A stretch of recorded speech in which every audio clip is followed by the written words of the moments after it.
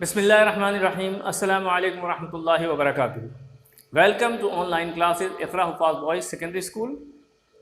अज़ीज़ तलबा, unit number 4 का तमाम टॉपिक्स कंप्लीट हो चुके हैं। आज हम शुरू करेंगे उसकी एक्सरसाइजेज़ के लिए आपको हम ये बताते चलें कि आप बुक का पेज नंबर 33 ओपन कर लीजिए और उसमें समरी के नीचे जो एक्सरसाइजेज़ दी हुई हैं हम उनको वन बाय वन सॉल्व करेंगे।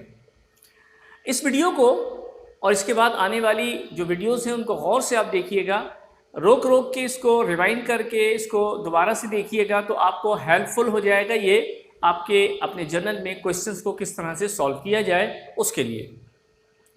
तो आइए अपनी बात को शुरू करते हैं। क्वेश्चन नंबर 1 का जो ए पार्ट है वो है what are microbes, explain your answer with examples. Microbes के बारे में हमने आपको इससे पहले भी काफ़ी चीज़ें बताई हैं और माइक्रोब्स क्या होते हैं, किस तरह वर्क करते हैं और इसकी क्या एग्जाम्पल्स हैं हमारी आम रूटीन में।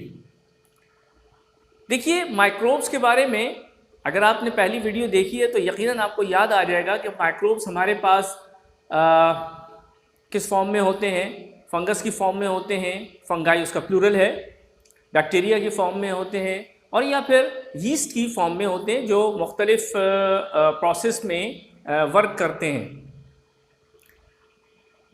जैसे मिल्क दही बनाने के लिए इस्तेमाल होता है दूध, और इसी तरह दूध से हम चीज़ बनाने के लिए इस्तेमाल करते हैं।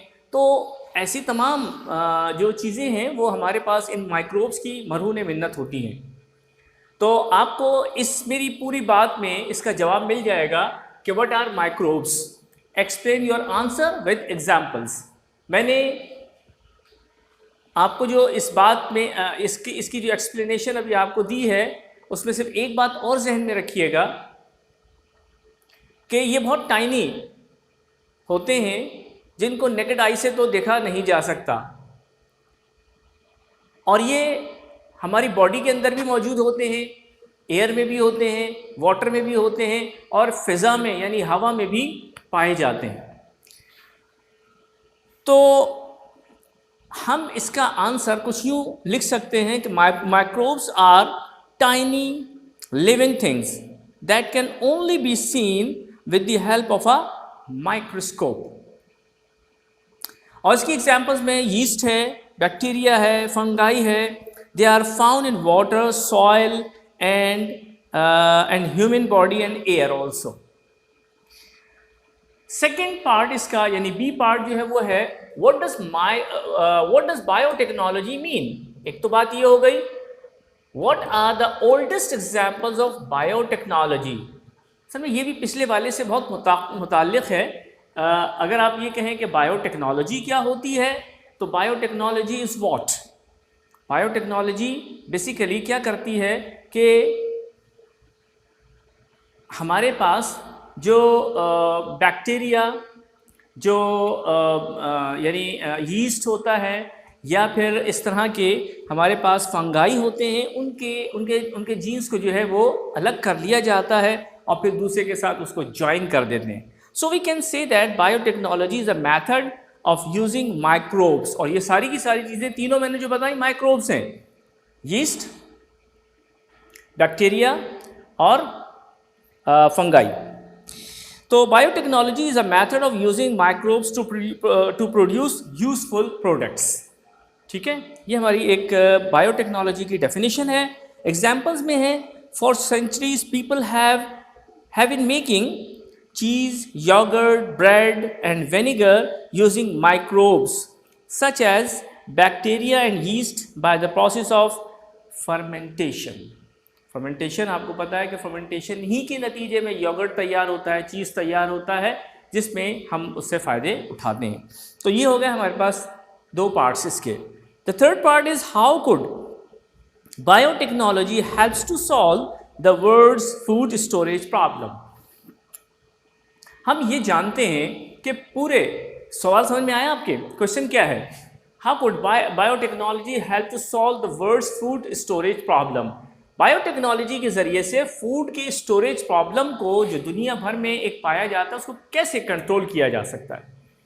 देखिए, एक बात तो ये है कि प्रॉब्लम क्या है, फूड क्यों नहीं हासिल हो रहा जितना सफिशेंटली हमें चाहिए। तो उसकी रीज़न जो साइंटिस्ट हमें बताते हैं वो ये है, या टेक्नोलॉजिस्ट जो बताते हैं वो ये है, या बायोलॉजिस्ट जो बताते हैं उनके मुताबिक पूरी की पूरी दुनिया फर्टिलाइज नहीं है कि वहाँ पर पौधे उग सकें। बाज़ जगह पथरीली ज़मीन है, बाज़ जगह रेतीली ज़मीन है, बाज़ जगह चिकनी मिट्टी ज़्यादा आ गई है, तो वहाँ पर वो चीज़ें प्रॉब्लम क्रिएट करती हैं जहाँ पर वो उसकी सॉइल जो है वो यानी कंपैटिबल नहीं होती उस क्रॉप के हवाले से जो हम वहाँ पर लगाना चाहते हैं। और फिर टेम्परेचर, कहीं पर बहुत ज़्यादा हाई टेम्परेचर होता है, कहीं बहुत ज़्यादा लो टेम्परेचर होता है, ठंडक ज़्यादा होती है, ये भी एक रीज़न है। कहीं पर रेनफॉल जो है वो बहुत शॉर्टली होती है, यानी बार बार होना शुरू हो जाती है, या कहीं पर रेन जो है वो ऐसी है कि वहाँ पर रेन के जो है वो फुकदान होता है, वहाँ पर बारिशें बहुत कम होती हैं। तो ऐसी सूरत में हम क्या कर सकते हैं बायोटेक्नोलॉजी के ज़रिए से, आइए मैं आपको बताता हूँ। Large areas of the earth are not suitable for growing food crops. This is the reason I am telling you. This may be due to the high temperatures, poor rainfall or insect pests. Spray करते हैं ना हम पौधों को जरासीम से मारने, जरासीम कुछ दवाओं का, तो वो किस लिए करते हैं कि वहाँ पर ऐसे यानी वो कीड़े मकोड़े आ जाते हैं जो कि इनको पेस्ट जिसको कहा जाता है, तो वो उनको यानी खा जाते हैं, उनको ज़ाय कर देते हैं। If genes can be found to improve the ability of food plants to survive in these conditions, यानी यही कंडीशंस अगर सामने रखी जाएं कि चेंज नहीं हो रही हैं, इन्हीं कंडीशंस के तहत जो है हम अगर जीन्स हासिल कर लेते हैं, किसका, पौधे का जीन्स हासिल कर लेते हैं, food storage might come to end. तो हम बहुत अरसे तक उस जीन की मदद से, माइक्रोब्स की मदद से, बायोटेक्नोलॉजी की हेल्प लेते हुए हम उससे मल्टीप्लाई कर सकते हैं उनके सीड्स को, उनके प्लांट्स को। इस तरह से बहुत सारे अरसे, बहुत बड़े अरसे तक, बहुत लंबे अरसे तक जो है वो हम उन पौधों को हासिल कर सकते हैं, जिससे हमें फ्रूट्स मिल जाएंगे।